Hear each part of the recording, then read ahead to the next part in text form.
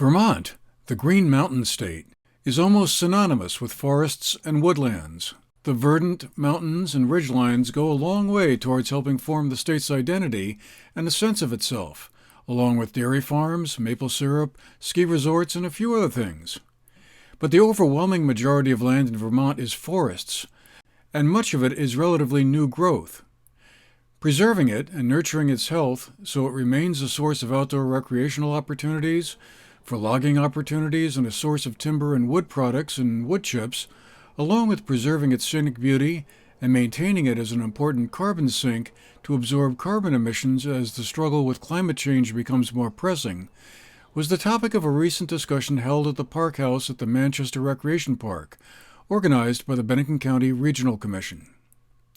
How to keep the forests healthy and performing all their functions was explained and described by Michael Snyder, the Commissioner of the Vermont Department of Forests, Parks, and Recreation, and Eric Sorensen, an ecologist with the Vermont Fish and Wildlife Department.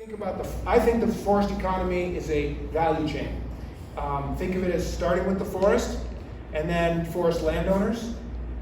These are the elements of that chain. Forest landowner, forester, logger, trucker, receiving mill, like a sawmill or a pellet mill or a firewood processor or a chip producer, and then secondary manufacturing. The boards that come from a sawmill, they go to a manufacturing plant and they get made into cabinetry or flooring, right? So, or many other products. Energy wood coming off and going in to make electricity. We have 2 wood-fired biomass electric plants supporting the grid in the state with baseload power, Rygate Power Station, Burlington Electric. And then we have thermal applications of wood energy. A third of Vermont school children go to schools heated by wood. We're a national leader in that regard. Our Capitol complex is heated by wood. This is a great story. We don't tend to talk about it, but it's really connecting that instead of dead dinosaurs from halfway around the world, pulled up from deep below, we're using a renewable source that puts local, our neighbors to work while heating our buildings. So these are all elements of that value chain, which are the value adders that we tend to kind of lump all into one. I want you to understand that it's really, it's amazing the diversity of products that come from Vermont forests all over the world. Forests are active, they're dynamic, they're functional, and that's really how to know forests is by what they do. And we signaled in 2015 that what they do for us is really threatened. And we wrote a report and concluded that livable communities, functional natural systems, and the quality of life rely on maintaining large blocks of contiguous forests across Vermont's landscape and a viable modern forest economy. Not just hacking away at the woods, but actually thinking about it, applying adaptive, climate-smart, modern ecological silviculture, and a modern workforce, a modern marketplace to produce world-class, durable forest products, energy products, etc. There's a real bright future that's possible, but we're not set up to achieve that future, and that's what we need to focus on. So we put that out years ago, and we're still talking about it. We still actually haven't, we've chipped away a variety of the buckets of policy areas that we recommended. But I'm really starting to get a little nervous that we're just kind of spinning around, rearranging chairs in the Titanic here. The idea being that what we do now will have an influence on Vermont's forests for years to come. And I really do think that it's not a Chicken Little moment, but it's kind of like, hey, let's be smart. We really have a chance to get it right. And not everybody does. It's really true.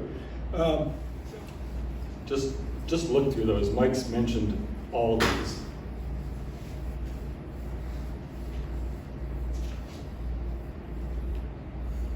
In a forested state, the forests are our ecology, they're our society, they're the places we recreate, they're the places we get products, and they're places that we have peace of mind.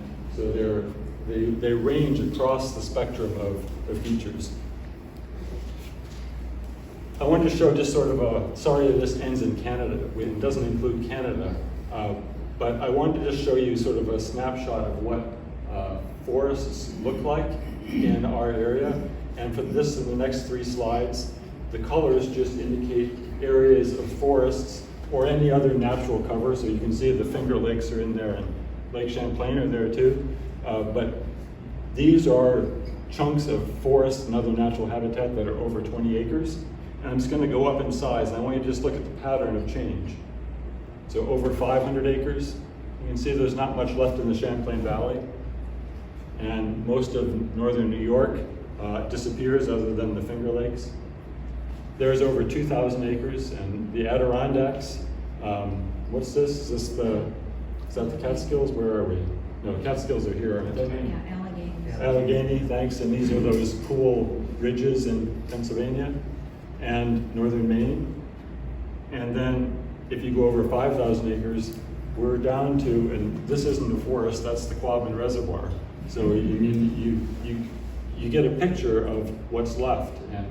And if you think about how important forests are, most of the things we associate with forests, we associate with large expanses of it, whether it's operability or landowners that are able to work their land, or whether it's wildlife and their ability to move. So that picture of large chunks of forest is sort of a framing element to me on how we think about what the issue, one of the issues is. This is the threat. These are the threats to that, and you can look through those. The only one I want to talk about separately is the last one, because of how different it is now, that it's happening so quickly compared to the last times we've had climate change. And it's having these direct effects of things like species moving north, but there are these compounding effects too of have anybody noticed how many people are moving to Vermont and buying property? There's an increase in the population, which, I like people, but there's a threat there to loss of habitat and fragmentation of forest. And they're moving here because of how nice it is, that we have lots of water, unlike the arid Southwest, and that we don't flood like Long Island. And again, nothing wrong with those places, but those are the places that are experiencing problems, and places like Vermont, and I've seen Minnesota also called out as, lots of water, lots of greenery, and nice people too. So it's a compounding threat of climate change.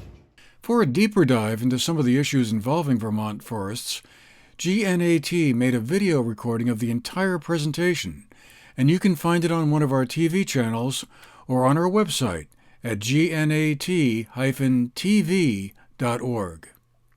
For the GNAT-TV News Project, I'm Andrew McKeever.